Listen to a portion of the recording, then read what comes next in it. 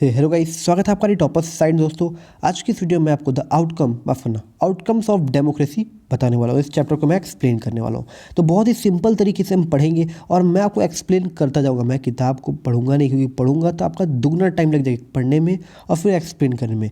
तो मैं जो हूँ पूरा आपको बोलता ही चला जाऊँगा और आपकी स्क्रीन पे बस वो पॉइंट्स खुलते चले जाएंगे। ठीक है, तो चलिए दोस्तों शुरू करते हैं। यहाँ पर मैं आपको बता दूं यार कि हमें जो है आउटकम में 3 पॉइंट पढ़ने हैं। 3 पॉइंट क्या? पॉलिटिकल आउटकम, सोशल आउटकम और एक इकोनॉमिक आउटकम। इन सभी चीज़ों को हमें पढ़ना है।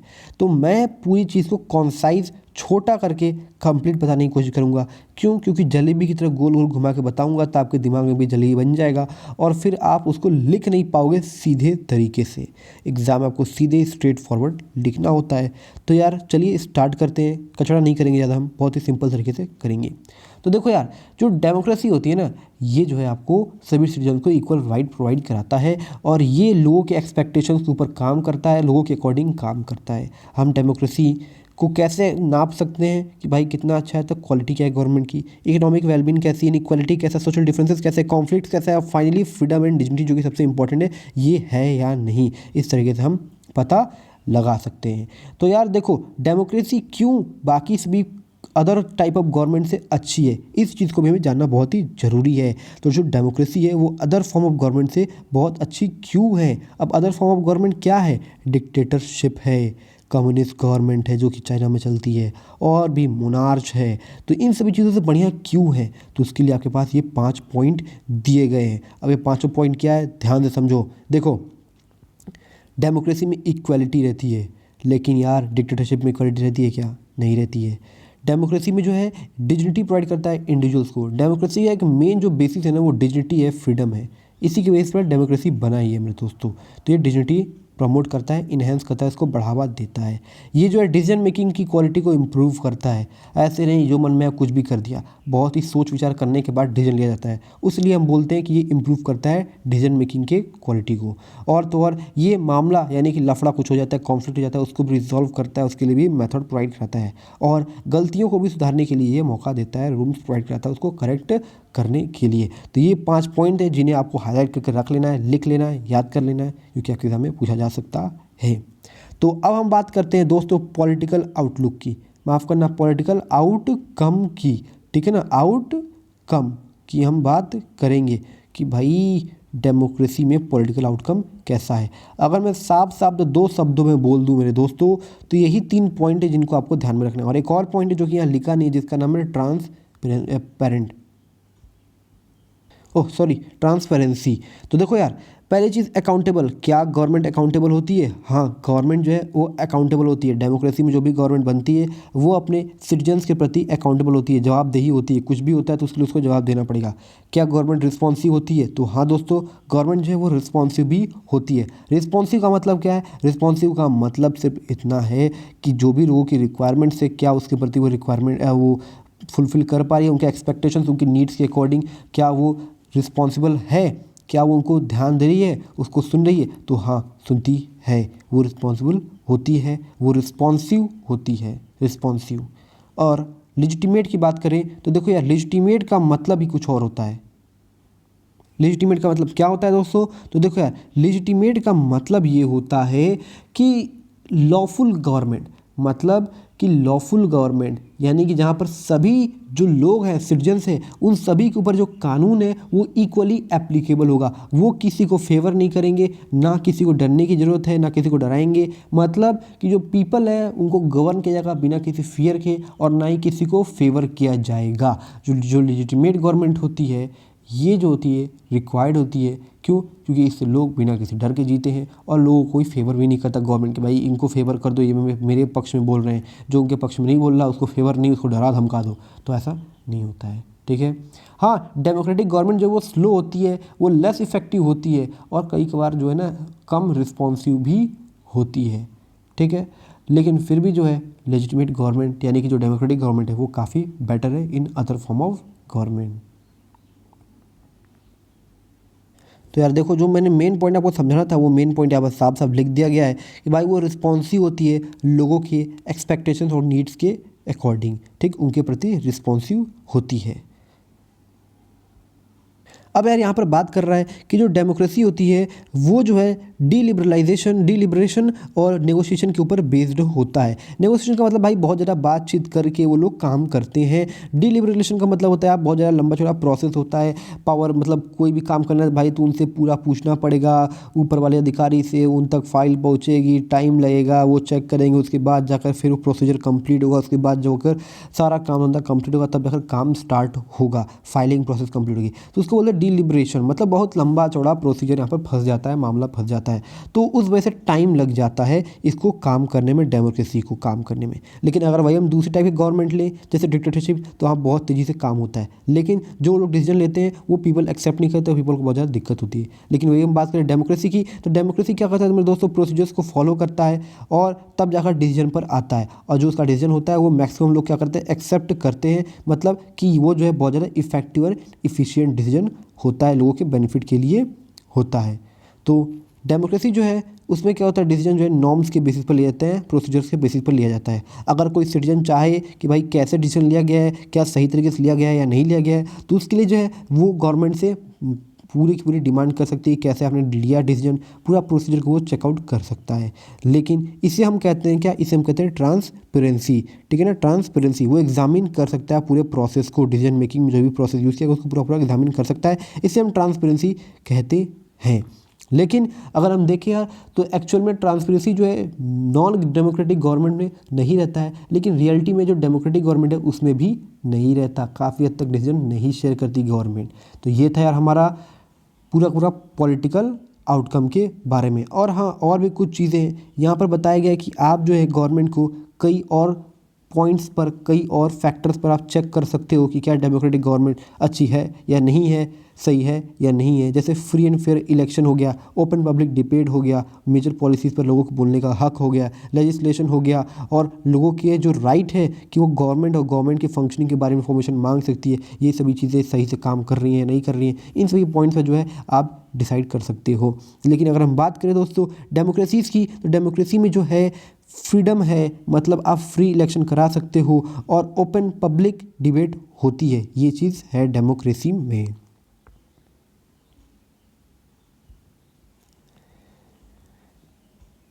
हाँ, लेकिन एक चीज़ ज़रूर है दोस्तों, वो ये कि डेमोक्रेसी में यार यहाँ पर करप्शन बहुत है, करप्शन है, डेमोक्रेसी जो है करप्शन से फ्री नहीं है। ये सभी चीज़ें मैंने आपको बता दी हैं। अब हम आगे बढ़ते हैं। यहाँ पर जो हमें बताया गया है भाई कौन सी कंट्री जो है डेमोक्रेसी को सपोर्ट कर रहा है, कौन कितना सपोर्ट नहीं कर रहा है। जैसे देखो यार, तो इंडिया में 70% लोग जो हैं वो डेमोक्रेसी को सपोर्ट कर रहे हैं। 27% लोगों के लिए भाई डेमोक्रेसी हो ना हो कोई मतलब ही नहीं। 9% लोग कह रहे हैं भाई डिक्टेटरशिप रहे। लेकिन अगर हम देखें यार तो डिक्टेटरशिप के मामले में जो है वो पाकिस्तान सबसे ज़्यादा है। ठीक, तो अब हम आगे बढ़ते हैं दोस्तों। ये रहा हमारा क्या, इकोनॉमिक आउटकम की बात। तो अब हम बात करते हैं मेरे दोस्त इकोनॉमिक आउटकम की। तो यार देखो, इकोनॉमिक में लोग चाहते क्या हैं, लोग चाहते हैं कि भाई इकोनॉमिक ग्रोथ हो जाए, डेवलपमेंट हो, पॉवर्टी घटे, इनइक्वालिटी घटे, इकोनॉमिक आउटकम जो है देश के लिए बेनिफिट हो, जीडीपी बढ़े। लेकिन सच्चाई देखें तो मेरे दोस्त, पॉलिटिकल इक्वालिटी चलो ठीक है, लेकिन यार जो इकोनॉमिक इक्वालिटी है वो नहीं है देश में, मतलब बहुत ज़्यादा इनइक्वालिटी है। पैसे के मामले में लोग बहुत ज़्यादा गरीब हैं, तो कुछ गरीब गरीब ही होते जा रहे हैं, अमीर अमीर ही होता जा रहा है, जो कि बहुत बड़ी समस्या है। दोस्तों ये पूरी दुनिया में देखा गया है कि जो डेमोक्रेटिक गवर्नमेंट होती हैं वो जो है अपने इस एक्सपेक्टेशन को फुलफ़िल नहीं कर पाई, मतलब जो लोगों का जो एक्सपेक्टेशन था कि भाई डेवलपमेंट होगा, इकोनॉमिक डेवलपमेंट होगा, उस चीज़ को फुलफ़िल नहीं कर पाया। अब उसके पीछे कई सारे रीजंस ही बताया है देशों ने। वो क्या रीज़न बताया है, वो बताया है भाई कि जो है पॉपुलेशन बहुत ज़्यादा है, या फिर ग्लोबल की सिचुएशन ठीक नहीं है, ग्लोबल लेवल पर लोग जो अलग अलग कंट्रीज़ जो है वो कोऑपरेट नहीं कर रही हैं, इकोनॉमिक प्रायोरिटीज़ कुछ और ही है। कुछ देश जो है टर्शरी सेक्टर को सपोर्ट कर रहे हैं, कुछ देश जो है मैन्युफैक्चरिंग टर्शरी दोनों को सपोर्ट कर रहे हैं, लेकिन एग्रीकल्चर को सपोर्ट नहीं कर रहे हैं। तो ये सभी चीज़ें कि उनकी जो इकोनॉमिक प्रायोरिटीज़ कहाँ कहाँ हैं। और मेरे दोस्तों यहाँ पर देखा गया है लास्ट 1950 से लेकर हम 2000 की बात करें तो इस लास्ट 50 सालों में जो है जो जहाँ पर डिक्टेटरशिप है वहाँ पर इकोनॉमिक रेट ग्रोथ जो है वो ज़्यादा है इन कंपेरिजन टू डेमोक्रेसी। लेकिन फिर भी दोस्तों यहाँ पर बताया गया है आपकी किताब में कि भाई डेवलप्ड कंट्रीज़ को ले लो या फिर डिक्टेटरशिप को ले लो या फिर डेमोक्रेसीज को ले लो, इन सभी के बीच के अगर हम इकोनॉमिक डेवलपमेंट को नापे तो वो करीब निग्लेजिबल के बराबर डिफरेंस आता है। उसलिए दोस्तों यहाँ पर आपको फिर लास्ट में बताया ही गया है कि डिक्टेटरशिप और डेमोक्रेसी में यार डेमोक्रेसी ज़्यादा बेटर है, उसे हम ज़्यादा प्रीफर करते हैं। क्यों? क्योंकि इसमें कई सारे सेवरल जो है पॉजिटिव आउटकम्स भी है। आप सिर्फ एक पॉइंट को देखकर नहीं बोल सकते कोई चीज़ ख़राब है, कई सारे पॉइंट्स देखने पड़ते हैं। अब देखो यहाँ पर बताया हुआ यार कि गरीब गरीबी है, मिडिल क्लास, और ये हो गया हमारा रिच, एकदम रिच, पैसा ही पैसा है। एक्चुअल में यार रिच और रिच होता जा रहा है, गरीब और गरीब होता जा रहा है, ऐसा सिस्टम बना दिया गया है। अगर हम बात करें, हालत ये हो गई है कि जो गरीब है वो अपनी बेसिक नीड्स को भी बहुत ही मुश्किल से पूरा कर पा रहा है। जैसे खाना हो गया, क्लोथिंग हो गया, हाउस हो गया, एजुकेशन हो गया, हेल्थ हो गया, इन सभी चीज़ों को बहुत ही मुश्किल से वो कर पा रहा है। हालांकि पुअर जो है वो बहुत ही ज़्यादा है, मिडिल क्लास बहुत ही ज़्यादा है, और जो रिच है वो कहीं 1% या 2%, बहुत ज़्यादा ही बोल दिया भाई, मेरे 2% ही बहुत ज़्यादा बोल दिया, ये बहुत कम है, और सबसे ज़्यादा गरीब है। लेकिन फिर भी यार ये काम नहीं करते, जो लोग हैं, जो डेमोक्रेटिक पार्टीज़ हैं यार, ये लोग काम नहीं करते गरीब के लिए। कुल मिला के अमीर ही अमीर हो रहा है और हम गरीब होते जा रहे हैं। हालत ये हो गई है कि कुछ पुअर कंट्रीज़ जो हैं वो अब रिच कंट्रीज़ के ऊपर डिपेंडेंट हो गई हैं। तो यार ये हो गया हमारा क्या, इकोनॉमिक आउटकम। इकोनॉमिक आउटकम हमने बहुत ही छोटा बात किया क्योंकि ज़्यादा कुछ बात करने को था ही नहीं यार। बस यही कि इनइक्वालिटीज़ नहीं ख़त्म हो रही है, पॉवर्टी नहीं ख़त्म हो रहा है, ये सब चीज़ें कम नहीं हो रही है, ये सब चीज़ें उल्टे और बढ़ रही हैं। और डिक्टेटरशिप में देखा गया भाई वहाँ पर डेवलपमेंट ज़्यादा, ग्रोथ ज़्यादा हो रहा था इन कंपेरिजन टू डेमोक्रेसीज़ की। तो यार अब हम बात करते हैं सोशल आउटकम की बारे में कि यार सोशल आउटकम कैसा है। तो यार देखो यहाँ पर अगर हम बात करते हैं एकोमोडेशन की मीनिंग क्या होती है। सॉरी, ये चीज़ें हमने बात कर ली है कि भाई इनइक्वालिटी और पॉवर्टी घट नहीं रहा, उल्टा ये बढ़ते ही जा रहा है। ठीक है, ये देखो कितना अच्छा फोटो दिखाया गया है, ये क्या कहते हैं इसे, इन्फोग्राफिक्स से बोल लो, हाँ इन्फोग्राफिक्स। देखो 2% जो है पूरा का पूरा पैसा खा रहे हैं और ये 50% बस इतना ही सब खा रहे हैं, बाकी का पता नहीं कहाँ चले गए। अब हम आगे बढ़ते हैं यहाँ पर, एकोमोडेशन टू सोशल डाइवर्सिटी, ये जो है हमारा सोशल आउटकम की बात कर रहा है मेरे दोस्तों। यहाँ पर जो है एकोमोडेशन मतलब है कि अलग अलग तरह के ग्रुप्स होते हैं, सोशल ग्रुप्स होते हैं, उनके बीच पे कई बार क्या हो जाती है, कॉन्फ्लिक्ट हो जाते हैं, लड़ाई हो जाते हैं। तो उन सभी चीज़ों को हैंडल करने के लिए डेमोक्रेसी सबसे बेस्ट है। डेमोक्रेसी जो है ऐसे ऐसे प्रोसीजर्स को डेवलप कर लिया ताकि वो एकोमोडेट कर सके अलग अलग सोशल ग्रुप्स को, मतलब उन लोगों को जो है बैलेंस करके रखे, उन सभी को जोड़ के रखे। जैसे कि आपने एग्जांपल के तौर पर देखा था पावर शेयरिंग वाले चैप्टर में। पावर शेयरिंग वाले चैप्टर में क्या हुआ था मेरे दोस्तों, दो ग्रुप से जिनके बीच में कॉन्फ्लिक्ट्स हो गए थे, तो उसके लिए कई सारे एकोमोडेशन चेंजेस किए गए थे, प्रोसीजर्स लाए गए थे, जिसकी वजह से फिर से देश में एकता और शांति बनी रही, कोई टेंशन नहीं हुआ, कोई एक्सप्लोजिव, कोई वायलेंट एक्शन नहीं हुआ। तो डेमोक्रेसी भी इन सभी सोशल टेंशन को रोकने की कोशिश करता है, इन सभी को ख़त्म करने की कोशिश करता है ऐसे प्रोसीजर्स लाकर। सोसाइटी जो है सोसाइटी में बहुत सारे कॉन्फ्लिक्ट्स होते रहते हैं।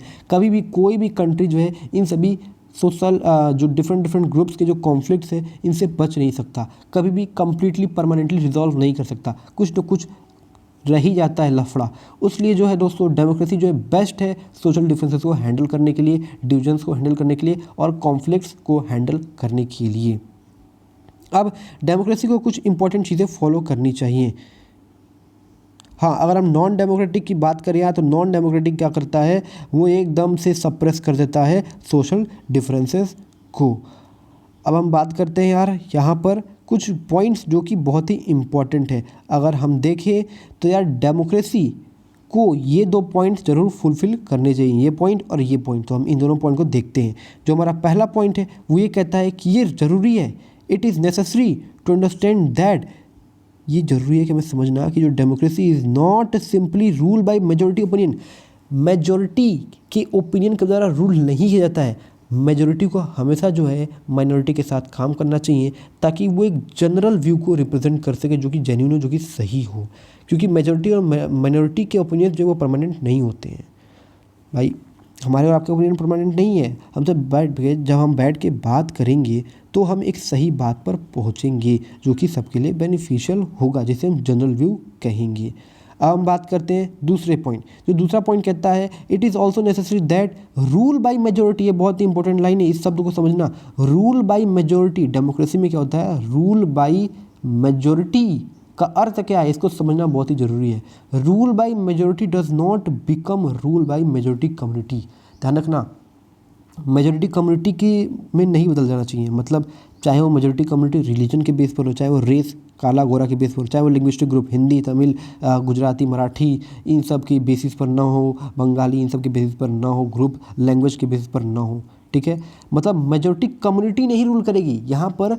डेमोक्रेसी में रूल बाय मेजोरिटी का अर्थ क्या है, आपको ये समझना पड़ेगा।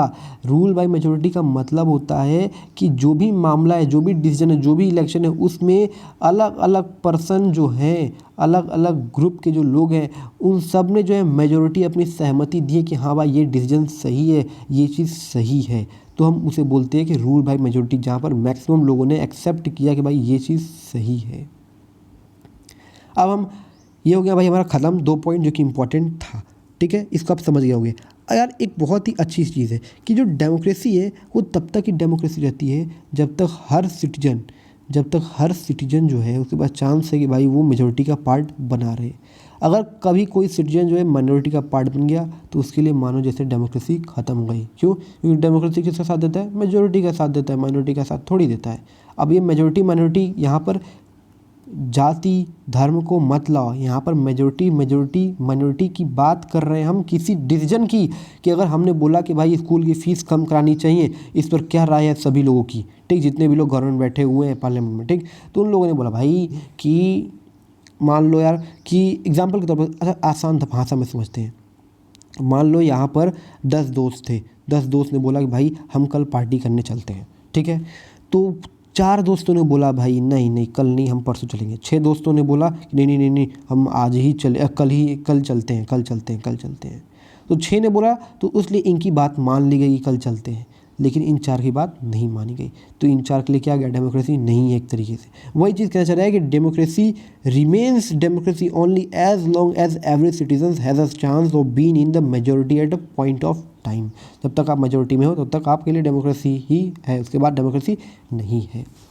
अब दोस्तों हम बात करते हैं dignity and freedom of its citizen. तो देखो यार, डेमोक्रेसी की अगर हम बात करें तो डेमोक्रेसी जो है ना बहुत ही ऊपर, कई तरह की गवर्नमेंट है, कम्युनिस्ट है, मोनार्च है, डेमोक्रेसी हो गया, हमारा डिक्टेटरशिप हो गया। तो जो डेमोक्रेसी है वो सबसे ऊपर, फार सुपीरियर, मच सुपीरियर, सबसे ऊपर खड़ा है, अदर फॉर्म ऑफ गवर्नमेंट के मुकाबले सबसे ऊपर खड़ा है डिग्निटी और फ्रीडम को प्रमोट करने में, इंडिविजुअल की डिग्निटी और फ्रीडम को प्रमोट करने में। हर कोई चाहता है भाई कि मुझे रिस्पेक्ट मिले।